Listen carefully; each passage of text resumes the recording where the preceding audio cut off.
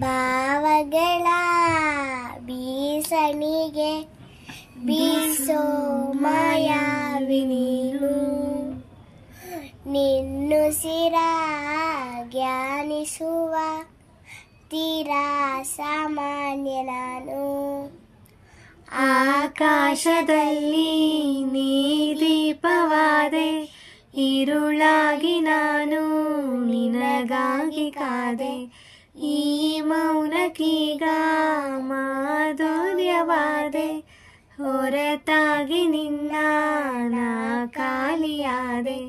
ಸಿಹಿ ಕಹಿ ಏನಾದರೂ ಪ್ರತಿ ಕ್ಷಣ ಜೊತೆಯಾಗಿರು, ಇನ್ನೂನು ಬೇಕಾಗಿದೆ ಬಲವು, ಇನ್ನೂನು ಬೇಕಾಗಿದೆ.